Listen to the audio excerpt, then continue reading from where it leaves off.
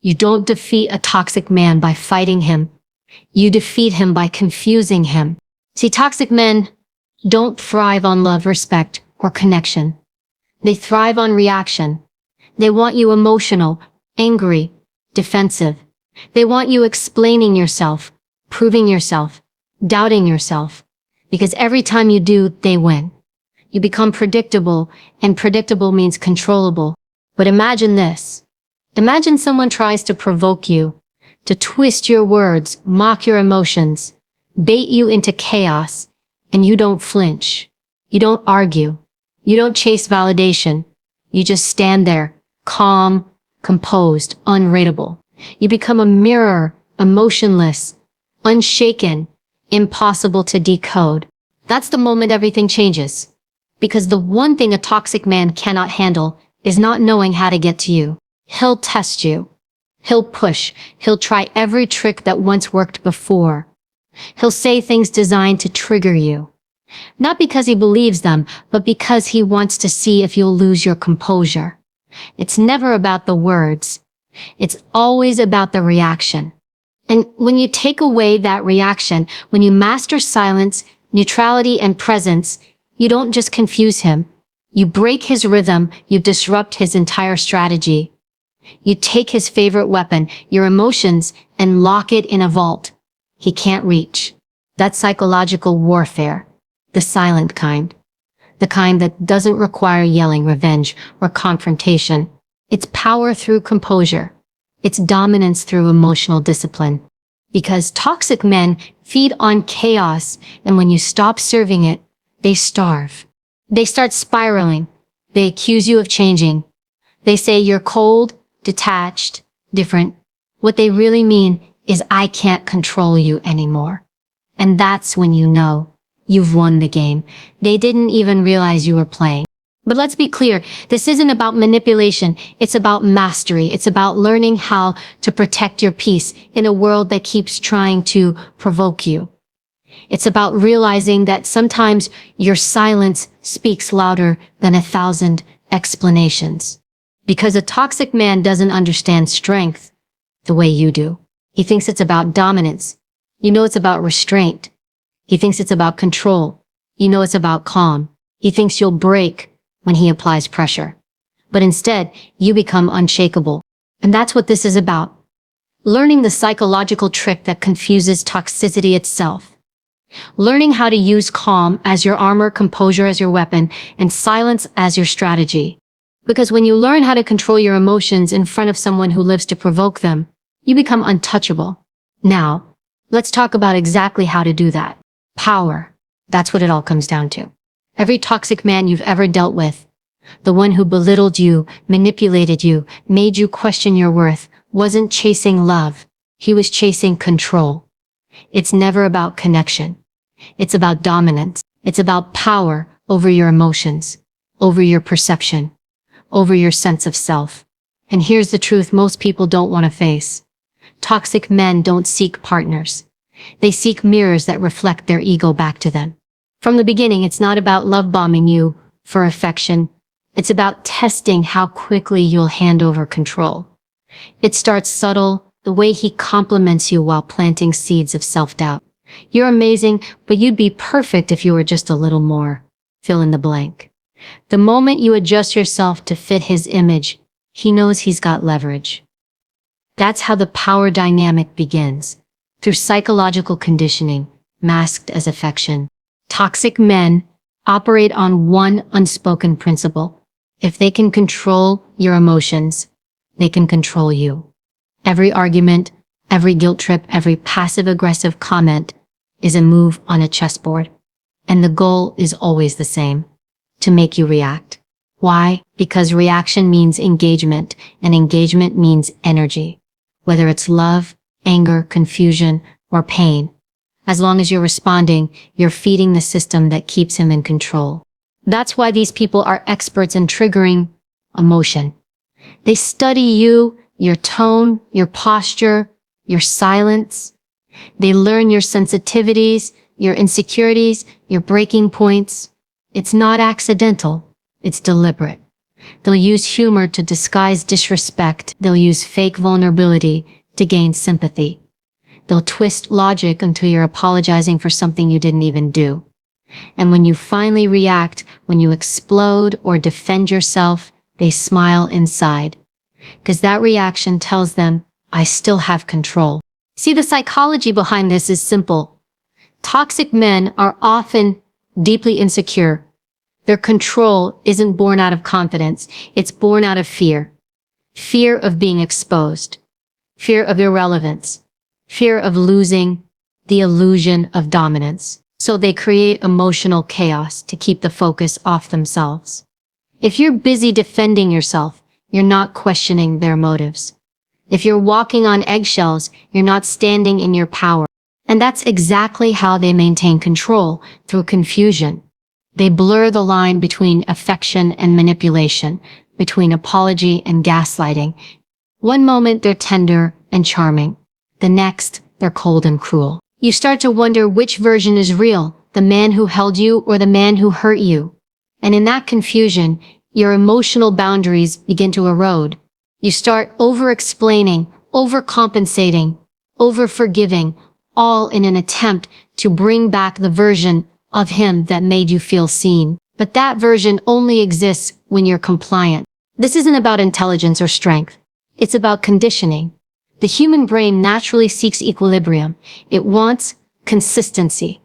When someone gives you inconsistent love, your brain becomes addicted to the uncertainty. You start craving their approval because it feels like relief from the emotional tension they created in the first place. That's how they trap you, not with force, but with psychology. Now, here's where the real shift begins. The moment you understand that their behavior isn't about you, it's about their own desperate need for validation and superiority. The insults, the control, the guilt, it's projection. They project their own inadequacies onto you, so they don't have to face them. That's why arguing with them never works. You're not fighting logic, you're fighting insecurity, disguised as arrogance. You can't win that argument because they're not seeking truth, they're seeking dominance. So what happens when you stop reacting, when you stop feeding the cycle?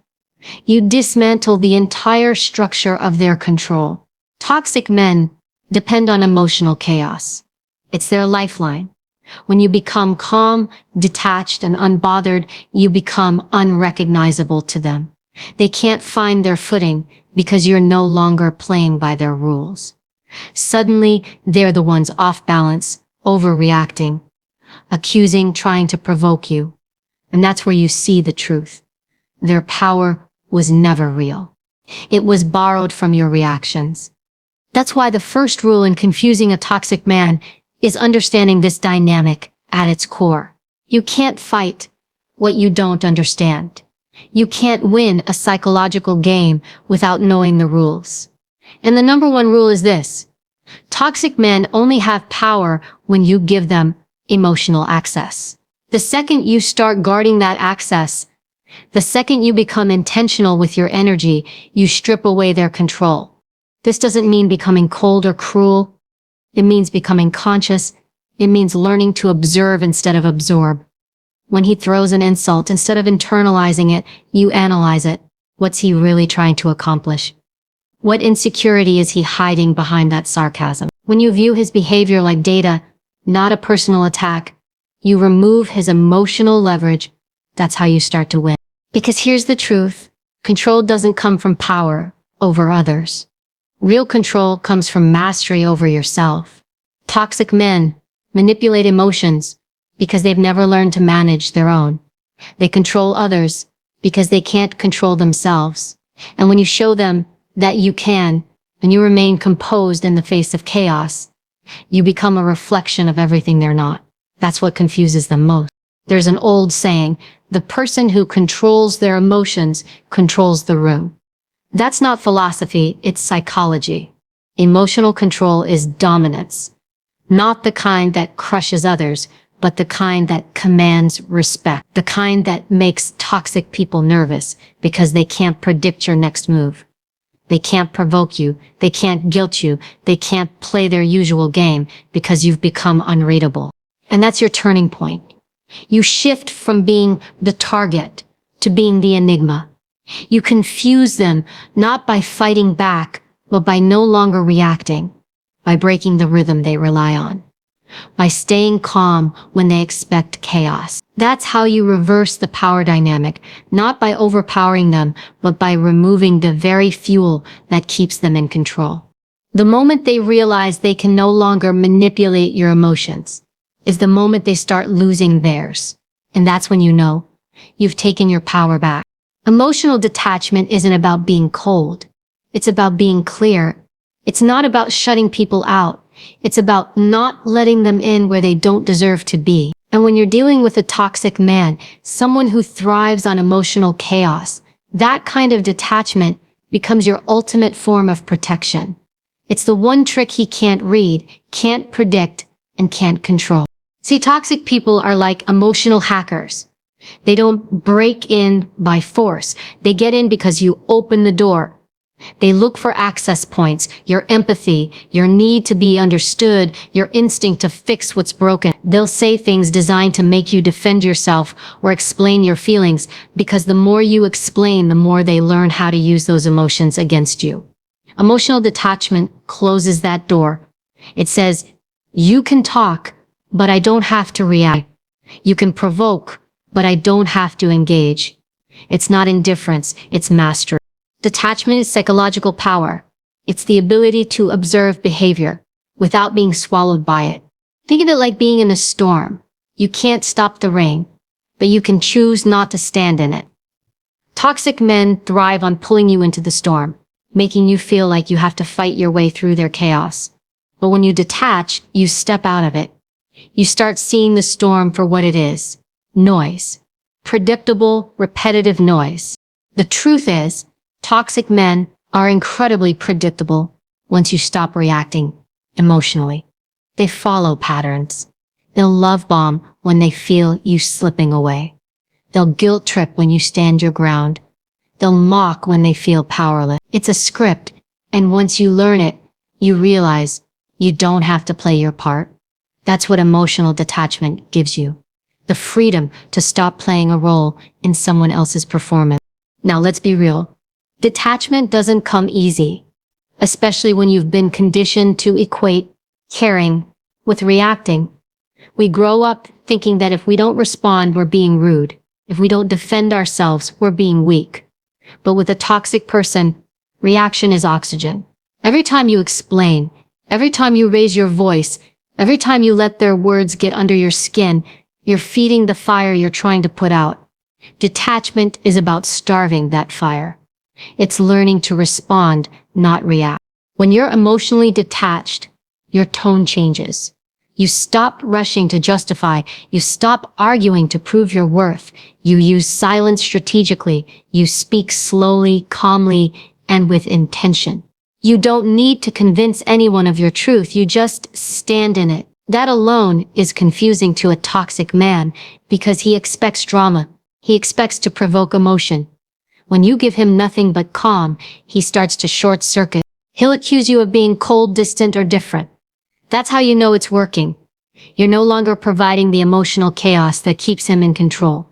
You've become emotionally neutral, unreadable. And unreadable people are dangerous to manipulators because they can't map out your behavior.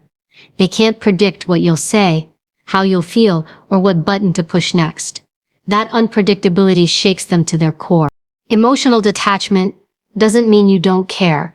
It means you care about yourself more. It means you refuse to hand your emotional power to someone who weaponizes it. You still feel everything. You just no longer let those feelings control your behavior. That's real strength. And make no mistake, it takes discipline to hold that line. Toxic men are used to emotional chaos because that's where they feel strong. They know how to win in that arena. They know how to twist words, how to bait you, how to make you doubt yourself. But when you refuse to step into that emotional arena, they lose home field advantage. They start fumbling. They start overreacting. They reveal themselves because for the first time, they're playing against someone who doesn't play back. The secret is this. Detachment creates confusion. because it denies them feedback. Toxic men read emotional cues like a script. The sigh, the eye roll, the tone shift. They thrive on those micro reactions. But when your face, your body language, your voice all remain calm and grounded, they can't read you. They don't know if they've succeeded or failed. They can't tell if they've gotten under your skin. And that uncertainty eats away at them. You can actually watch it happen. They'll try harder to provoke you. They'll exaggerate, escalate, accuse. They'll say things they never said before, just to see if you'll finally break. That's when you know you've hit the nerve. The moment you stop reacting is the moment they start unraveling. Because their power was never real, it was borrowed from your emotions. And that's why detachment is the trick they can't read. It's invisible. It doesn't announce itself. It's not loud or dramatic. It's quiet strength. It's internal peace that doesn't need to be proven. It's sitting across from chaos and feeling absolutely nothing but clarity. But here's the key. Detachment is not suppression. It's not pretending you don't care. It's processing your emotions privately, not publicly. You can still feel anger, sadness, disappointment, but you deal with them on your own terms, not on his timeline. Because the moment you start reacting on his terms, you're back in his world. Detachment keeps you in yours. The more you practice it, the more you realize how freeing it is. You stop walking on eggshells because you no longer need to anticipate anyone else's reactions. You stop overthinking what to say because your peace no longer depends on their response. You stop explaining yourself because you've learned that silence is sometimes the loudest statement you can make. When you master detachment, you start seeing manipulation for what it is. Desperation for relevance, attention, and control. You begin to see that his anger isn't power, it's panic. His criticism isn't truth, it's projection. And his silence isn't mystery, it's strategy. Once you can see all of that without taking it personally, you've outgrown his control. That's what confuses him most. Because he'll still try, they always do. But the moment you realize you don't need to react, his behavior stops affecting you. You might hear his words, but they no longer land. You might see his anger, but it no longer shakes you. You've detached your emotions from his manipulation. And that's when you win. Not because you beat him at his own game, but because you stop playing entirely. So the next time a toxic man tries to bait you into an argument, remember this. You don't owe anyone your emotional access. You don't need to prove your worth through reaction. You don't need to match their chaos with energy. You win the moment you realize that silence, calmness, and detachment are the strongest responses to manipulation. Because when a toxic man can't read you, he can't reach you. And when he can't reach you, you become untouchable. Toxic people thrive on psychological imbalance. They survive by making you doubt what you see, question what you feel, and apologize for things you never did. It's a slow, methodical dismantling of your reality. They twist words, rewrite history, and manipulate emotions until you start wondering if maybe you're the problem. And that's exactly how they keep control. They rely on your empathy to disarm you, your conscience to keep you quiet, and your guilt to keep you obedient. But there's one technique that flips this entire game on its head: the mirror effect. The mirror effect isn't about aggression or revenge. It's about reflection. You take everything they project onto you, the lies, the accusations, the manipulation, and you reflect it back calmly without absorbing it. You don't argue, defend, or explain. You simply hold up a mirror and let them see themselves. It's subtle, it's quiet, and it's incredibly disorienting to a toxic man because for once, he's forced to face the chaos he's been creating. When you use the mirror effect, you stop feeding their control system. Toxic men crave reaction, whether it's anger, tears, or confusion. It doesn't matter. They want an emotional cue to tell them they still have influence over you. But when you reflect instead of react, you deny them that satisfaction. For example, when he accuses you of overreacting, instead of defending yourself, you calmly say, "You seem upset. Is something bothering you?" Suddenly the focus shifts. He's expecting you to spiral. Instead, you hand the emotion back to him. You make him sit with the discomfort he was trying to project onto you. This isn't about outsmarting him, it's about outcentering him. Toxic men operate best when they've thrown you off balance. They confuse you until you forget where the truth actually lies. But the mirror effect stops that confusion in its tracks. Every time he tries to distort reality, you hold it up to him. You turn his own tactics into self-reflection. When he gaslights, you respond with curiosity. When he tries to guilt trip, you stay factual. When he plays the victim, you quietly acknowledge the behavior without validating the lie. You're not engaging in battle, you're handing him his own weapon and watching him fumble. It's like emotional judo. You're not using force, you're using redirection. You're taking the energy he throws at you and sending it right back where it came from. And that's what makes it so powerful. Because toxic men expect resistance. They expect emotion. They expect to control the pace of the interaction. What they don't expect is calm reflection. They don't know how to fight what doesn't fight back. When you mirror, you become psychologically unpredictable. He doesn't know what version of you he's dealing with anymore. The one who used to cry? Gone. The one who used to defend herself? Silent. The one who used to take responsibility for his mess? Not there anymore. All that's left is someone composed, detached, and quietly in control. That's terrifying for a manipulator because it forces him to confront the reality he's been avoiding. That the chaos was never about you. It was about him. The mirror effect works because it exposes truth without confrontation. You're not saying you're toxic. You're letting him feel the discomfort of his own manipulation. When he says you're too sensitive, you respond with, "That's interesting.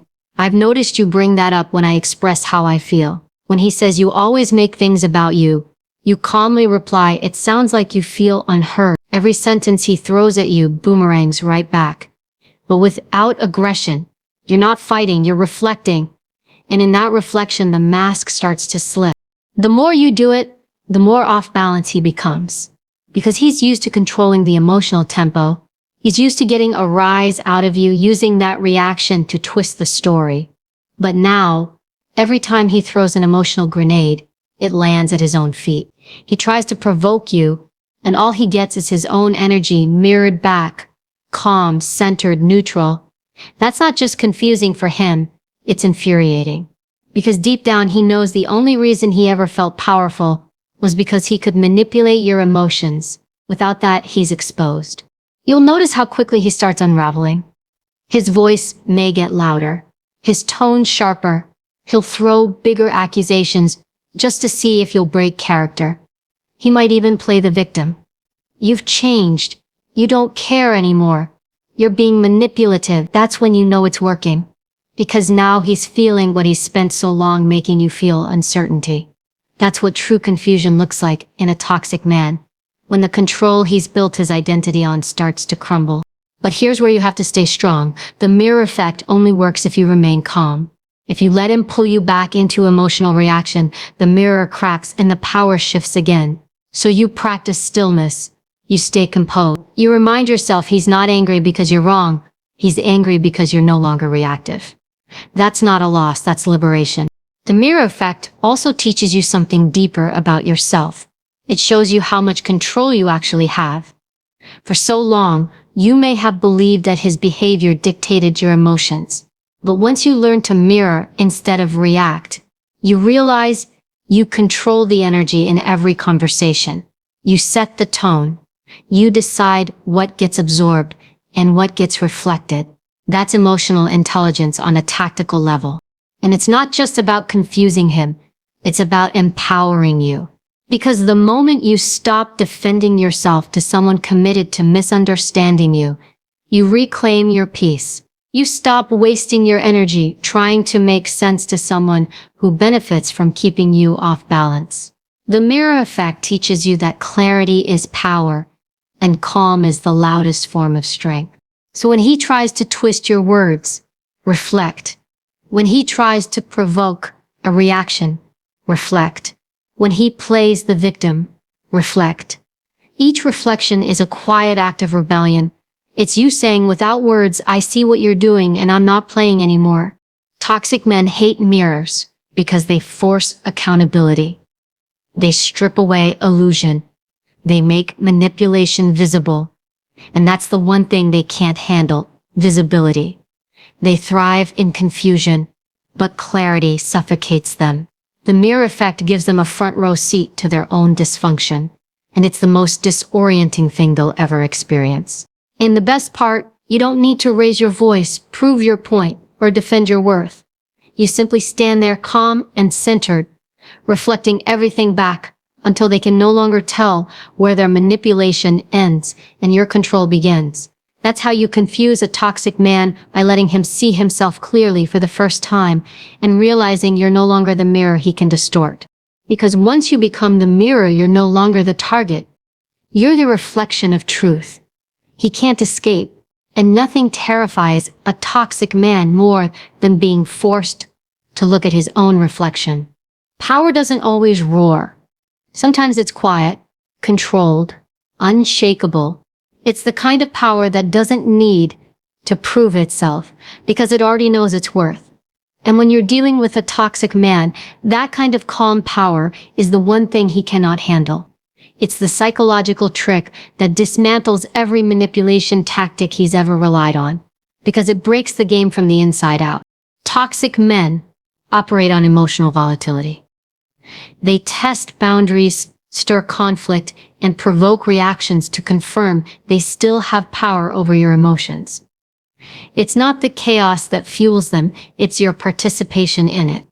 When you rise to the bait, when you argue, when you cry, when you defend, they win. Because you've handed over your emotional control, the very thing they're desperate to own. But when you respond with calm, when you hold your energy steady, they lose their grip completely. Calmness is not weakness, it's precision, it's strategy. It's knowing exactly what someone is trying to do to you and choosing not to give them what they want. That's the trick. Not reacting when you're expected to, because toxic men build their entire power structure around emotional predictability. They rely on you to react the same way every time. When you change that pattern, when you stop feeding it, you become unpredictable. And unpredictability to a manipulator is terrifying. Let's break this down.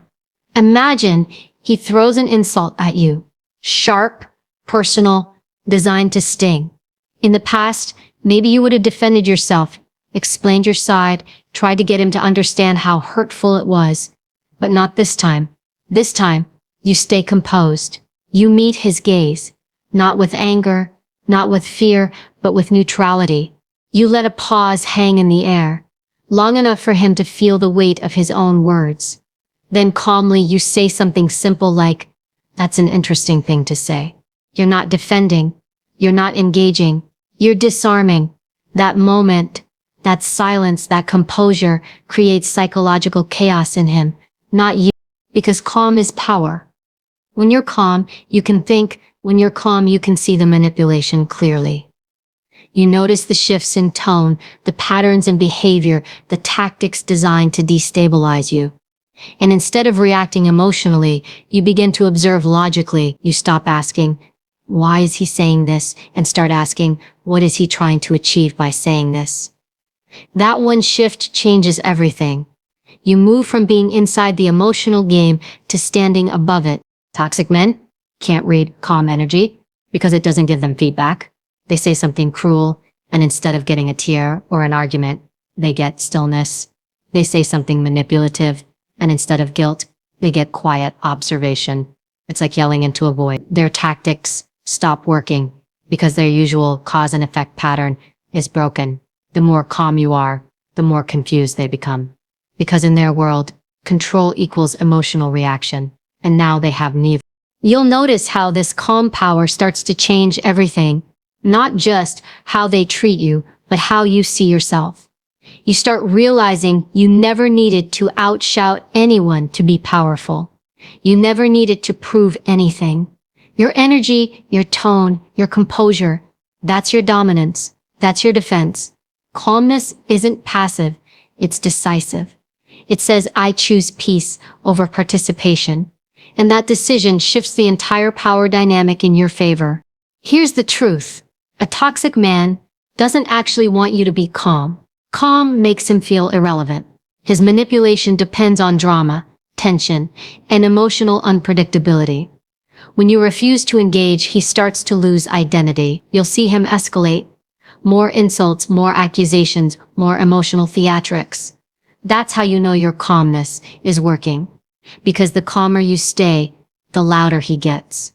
That's not him being powerful. That's him panicking. But this is where most people break. They mistake his escalation for victory. They think he's yelling louder, he must be winning. No, he's yelling louder because you've stopped feeding the system. That's not power.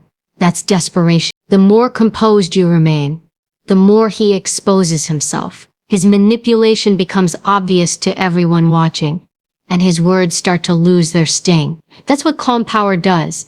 It lets truth reveal itself without you ever having to lift your voice. Calm power is psychological jujitsu. It takes the energy that was meant to destroy you and redirects it back toward him. When he tries to provoke anger, he ends up revealing his insecurity. When he tries to project guilt, he ends up facing his own emptiness. Because you're no longer meeting him at the level of chaos. You're standing above it, composed, confident, and untouchable. And here's the deeper part. Calm power isn't about winning against him. It's about winning back yourself. It's about realizing that peace isn't a weakness to be taken advantage of. It's a weapon when used with purpose. Every time you choose calm, you strengthen your emotional endurance. Every time you refuse to react, you rewire your brain to stop seeing manipulation as a threat. You start viewing it as data behavior that says more about him than it ever could about you. Eventually, something fascinating happens. The more you master calm power, the less you even need to use it. Because toxic men can sense it before they even try.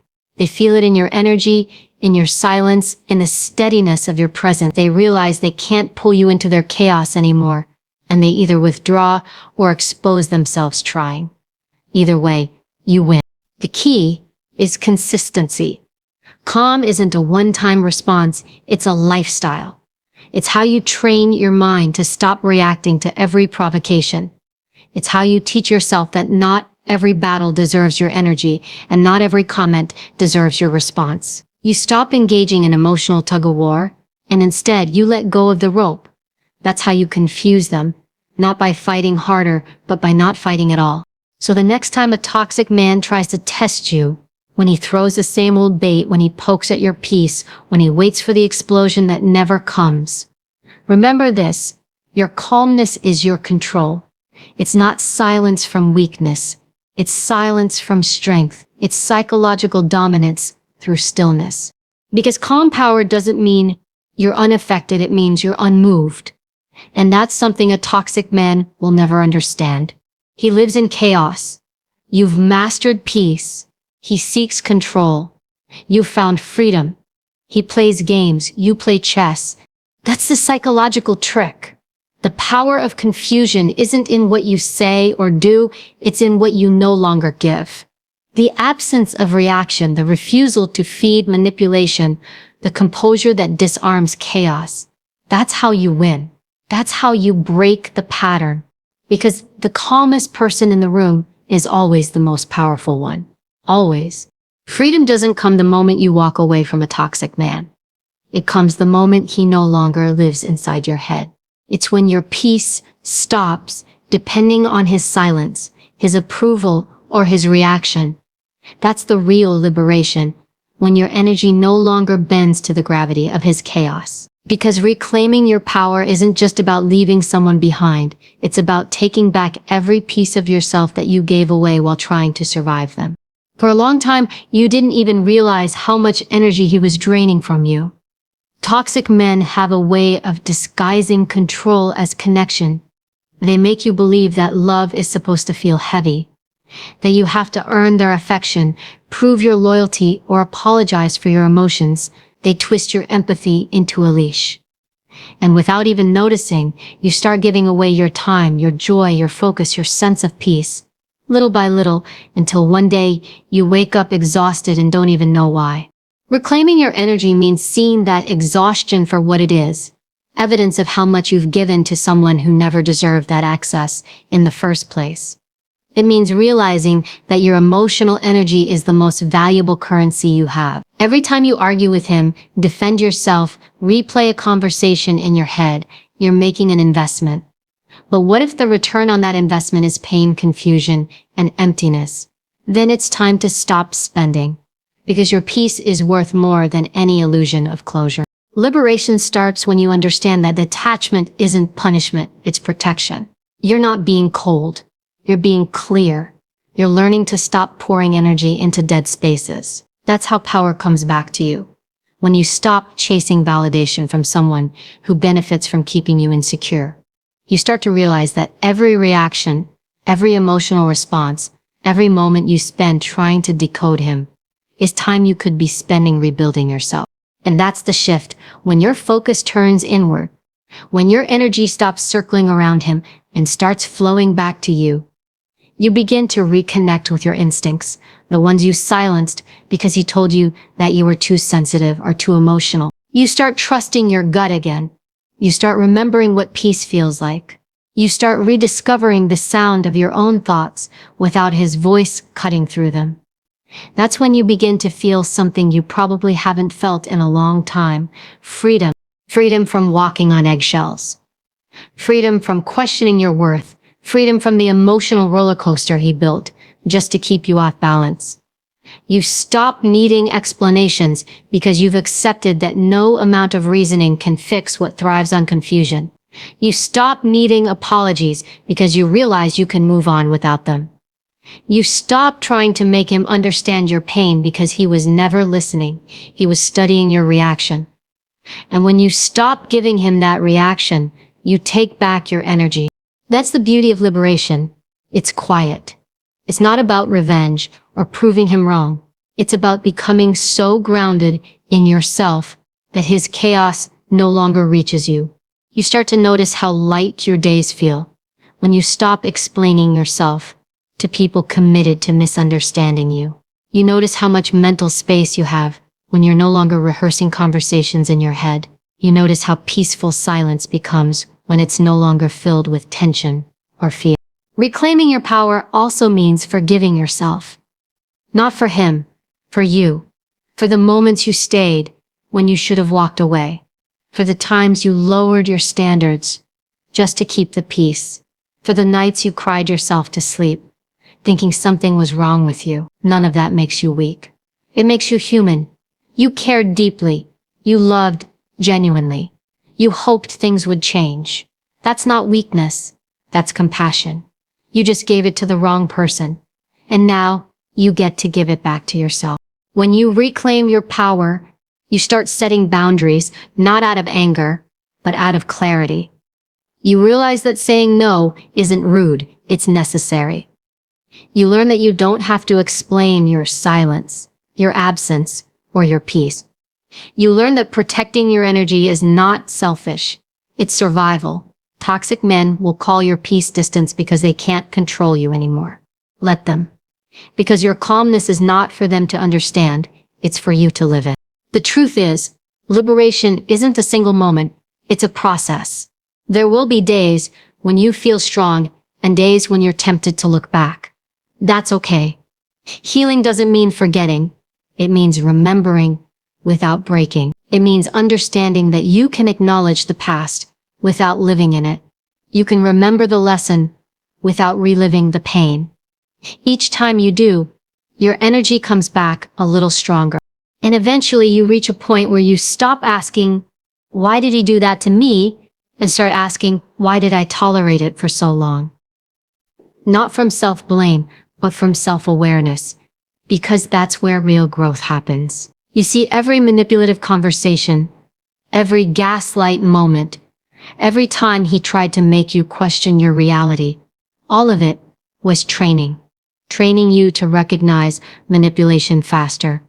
Training you to value peace over validation. Training you to realize that No one who truly loves you will make you feel small, just so they can feel powerful.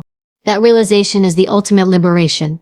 It's when you finally understand that your worth was never up for negotiation.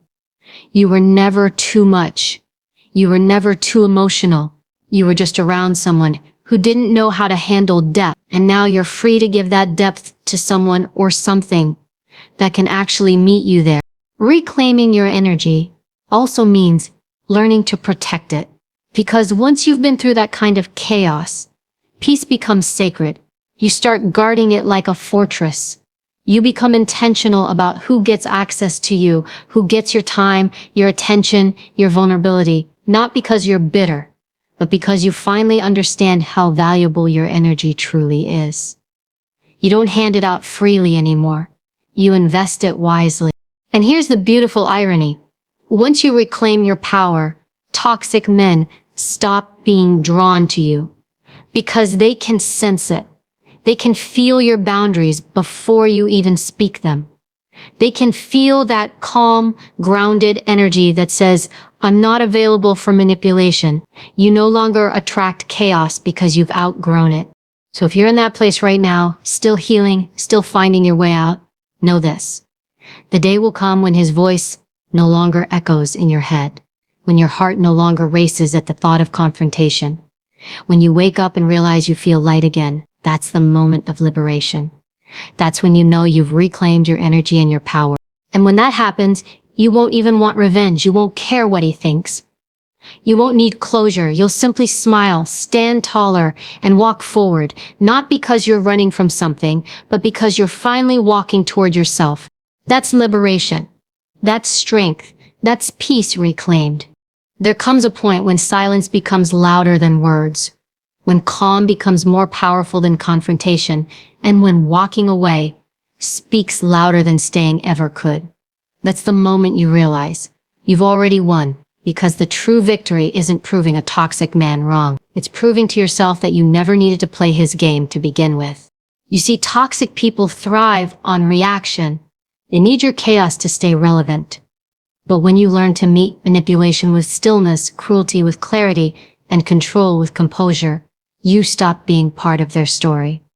You become the ending they never saw coming, because you're no longer the person they could trigger, twist, or tear down. You've become something else entirely, untouchable. Being untouchable doesn't mean you don't feel. It means you feel deeply, but you no longer allow those feelings to be controlled. It means you can face conflict without losing yourself in it. It means you can be calm in rooms designed to shake you. That's what real strength looks like. Not the absence of emotion, but the mastery of it. And make no mistake, that mastery is rare. Most people give their power away every day without realizing it. They react to every provocation, chase every argument, and hand their peace over to people who haven't earned it. But not you. Not anymore. You've learned that real power doesn't need validation. It doesn't need recognition. Real power is silent. It's steady. It's choosing peace, even when chaos begs for your attention. So the next time someone tries to pull you into their storm, remind yourself of this. Storms don't scare you anymore, because you've learned how to stand still in the rain. You've learned how to keep your energy clean in dirty environments. You've learned that confusion isn't a weakness. It's your cue to detach, to rise, to watch from above while everyone else drowns in noise. That's your new superpower. Calm confusion. The psychological trick that no manipulator can handle. Because the one thing a toxic man fears more than losing control over you is realizing he never actually had it. And when that realization hits, when he finally sees that your silence isn't submission, that your peace isn't passivity, that your distance isn't defeat, that's when the game ends. Not with anger, not with revenge, but with you standing in your full power, untouched, unmoved, and undeniably free. So walk forward with that strength. Protect your energy like it's sacred, because it is. Don't let anyone who feeds on chaos convince you that your peace is boring. It's not. It's your crown. It's your armor. It's the loudest statement you'll ever make without saying a word. You've learned how to confuse toxicity. Not with hate, but with mastery. You've learned how to hold your composure when someone else loses theirs. You've learned how to control the only thing that ever really mattered, yourself. That's not just power, that's freedom. And once you taste that kind of freedom, once you realize how unstoppable peace feels, you'll never let anyone take it from you again. Because the most dangerous person in the room isn't the loudest, the cruelest, or the most manipulative. It's the calm one, the centered one. The one who knows who they are and refuses to be moved. And from this moment forward, that's you.